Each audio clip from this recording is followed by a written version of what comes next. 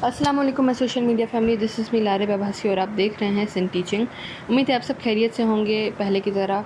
और आज जो हम कवर करने वाले हैं, पहले हमने कवर कर लिया था फर्स्ट ईयर की बायोलॉजी का चैप्टर नंबर 1, और चैप्टर नंबर 1 के आज हम जो कवर करने वाले हैं वो हैं कुछ क्वेश्चन आंसर्स, उसके MCQs, और उसे हम डिस्कस करेंगे और उन्हें सॉल्व करेंगे। तो चलें, इससे पहले कि वीडियो स्टार्ट की जाए, प्लीज़ लाइक एंड सब्सक्राइब ज़रूर कर दीजिएगा ताकि आपको न्यूएस्ट अपडेट्स अपनी सारी पढ़ाई के मुताबिक जो भी बोर्ड की पढ़ाई है वो आपको मिल सके। तो चलें स्टार्ट करते हैं। आपके पेज नंबर 13 पर है यहाँ पर बायोलॉजी के MCQs, तो वो चलें उस पर गौर करते हैं। तो जो पहली वाली एक्सरसाइज में पहले MCQ से स्टार्ट करते हैं। पहला MCQ हमारे पास है an autotroph may be placed in following groups except. अच्छा, अब ये बात कर रहे हैं autotroph may be placed in following group except कौन सा ग्रुप है, कौन सा ऐसा किंगडम है जिसमें नहीं हो सकता। लाइक हमारे पास मुनीरा जो है उसमें कोई भी ऑटोट्रॉफ वगैरह की बात नहीं हो रही। प्रोटोक्टिस्टा में भी कोई भी ऑटोट्रॉफ की बात नहीं हो रही, मतलब वो उसमें हम प्लेस कर सकते हैं किसी भी ऑटोट्रॉफ को ना। तो प्लांटी जो है उसमें हमारे पास फोटोसिंथेटिक ऑटोट्रॉफ की बात हो रही है, यानी कि वो भी हो सकता है। बट जो फंजाई है उसमें हमारे पास किसकी बात हो रही है, हेट्रोट्रॉफ की।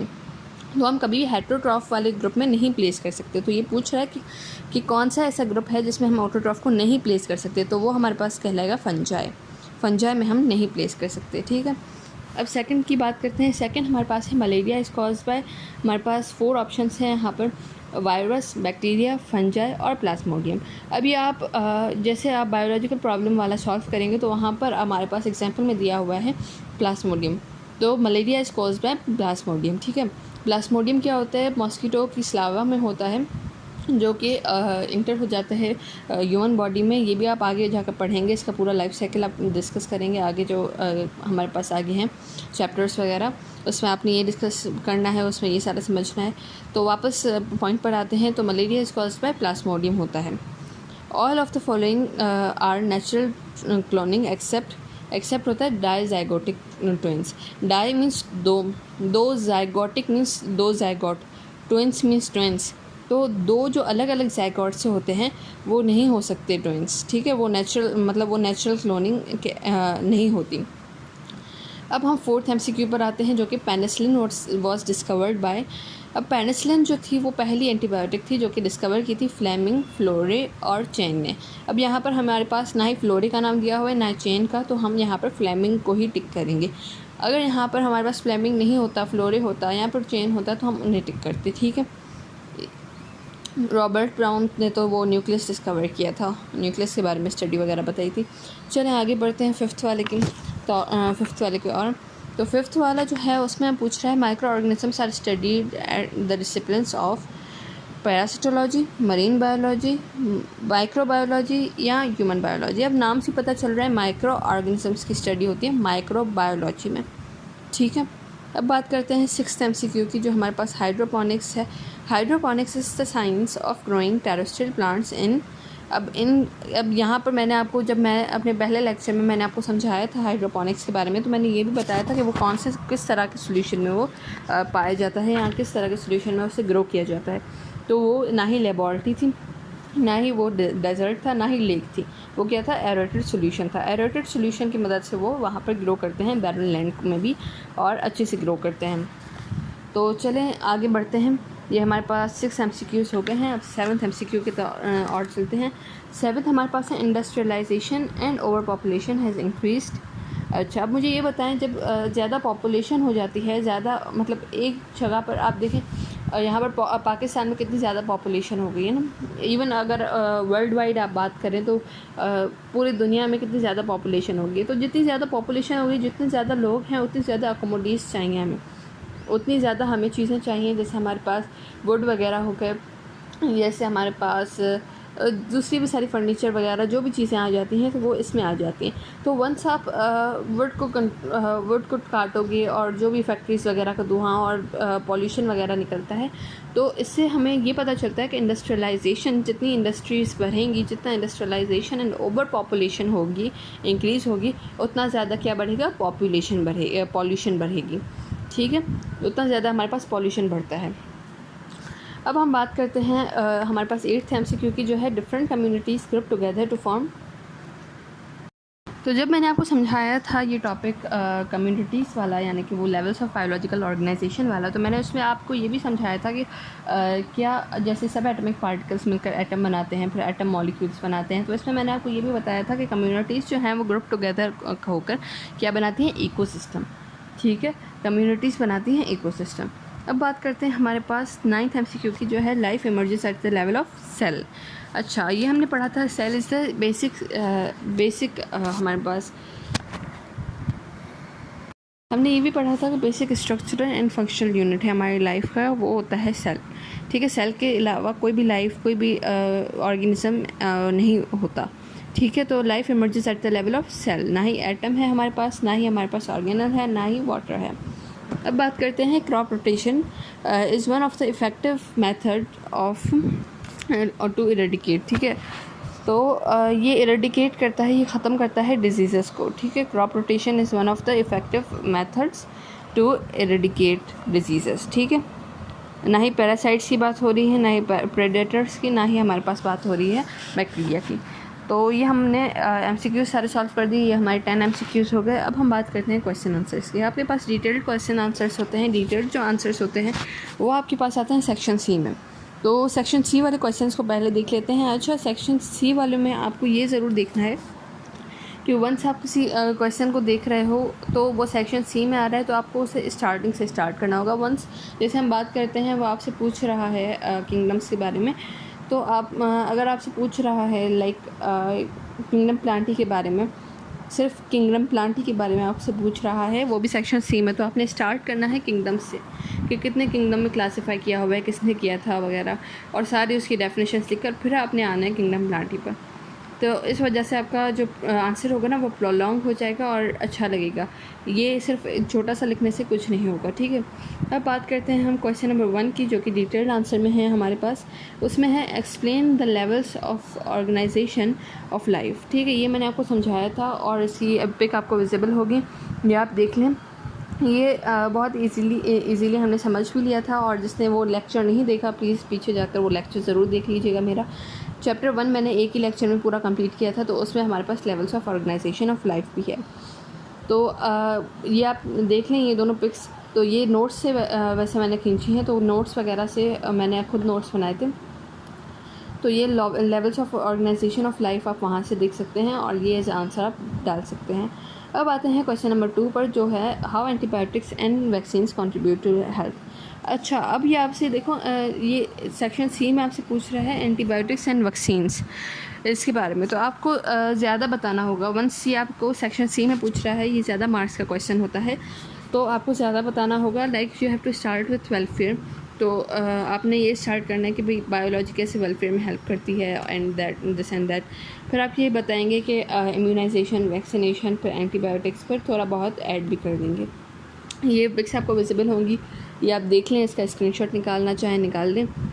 ठीक है, तो आगे बढ़ते हैं। आगे क्वेश्चन नंबर 3 पर आते हैं। क्वेश्चन नंबर 3 है हमारे पास, what do you mean by radiotherapy and chemotherapy.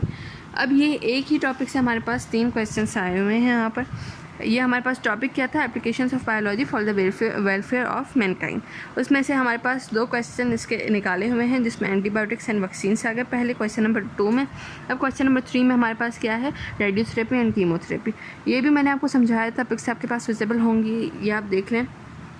Radiotherapy होता है किसी भी, यानी ऐसे रेडियो एक्टिव जो रेज हमारे पास होती हैं, अल्फ़ा बीटा रेज वगैरह, तो उनसे किसी डिजीज़ का क्योर करना। लाइक हमारे पास आ जाते हैं डिजीज़ लाइक कैंसर वगैरह, तो उसमें हम यूज़ करते हैं रेडियोथेरेपी। रेडियोथेरेपी वैसे ये रेडियो एक्टिव रेज बहुत ही ज़्यादा हार्मफुल होती हैं, बट वंस किसी की जान पर बनाई हो तो जान बचाने के लिए या उसके दिन बढ़ाने के लिए फिर भी कुछ काम करती हैं।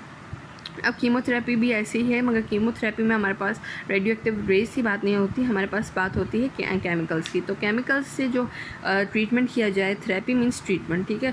तो chemo means chemical and therapy means treatment. तो कीमोथेरेपी मीन्स जो केमिकल्स के थ्रू की जाए, लाइक इन मेडिसिन फॉर्म में की जाए, तो वो होती है। अब ये आपने देख लिया इसके आंसर। अब आते हैं क्वेश्चन नंबर 4 पर, सॉरी इट्स क्वेश्चन नंबर 4। तो क्वेश्चन नंबर 4 में हमें बाकायदा वो उन्होंने पूछा हुआ है, राइट एन ऐसे on application of biology for the welfare of Mankind. अब आपको ये 2 क्वेश्चन अलग से दिए हुए थे, अब ये तीसरा क्वेश्चन है। तो ये आप देख सकते हैं, ये ज़्यादातर आता है बोर्ड के एग्ज़ाम में, तो इसे ज़रूर कीजिएगा।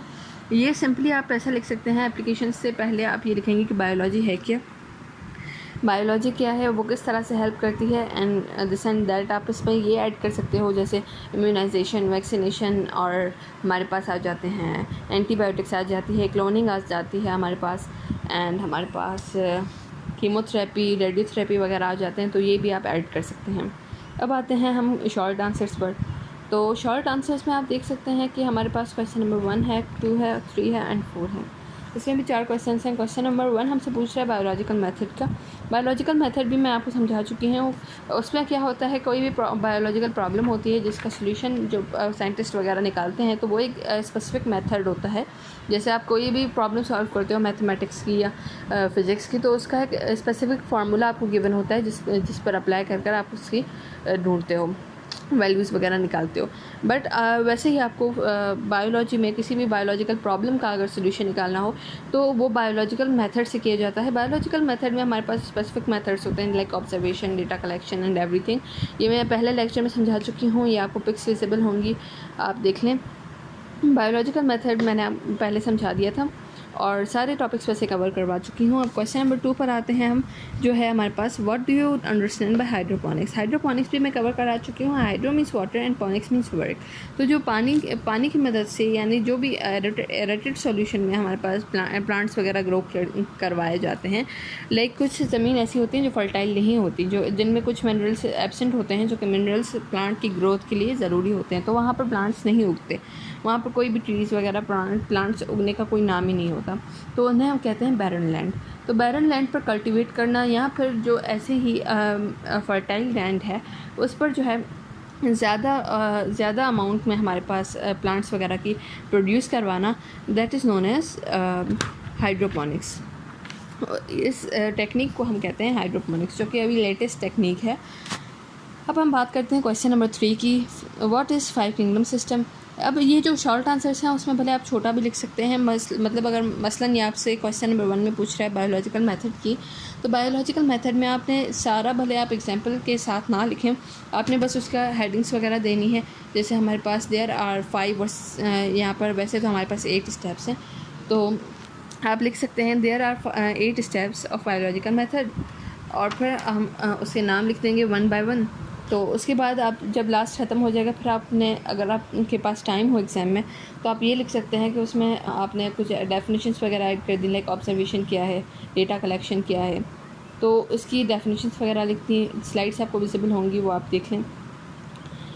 चलें, तो अब आगे बढ़ते हैं। हम बात कर रहे थे क्वेश्चन नंबर 3 की, जो कि व्हाट इज़ 5 किंगडम सिस्टम। उसकी भी मैंने आपको स्लाइड्स वैसे बता दी थी, वो भी आपके पास विजिबल होंगी नोट्स।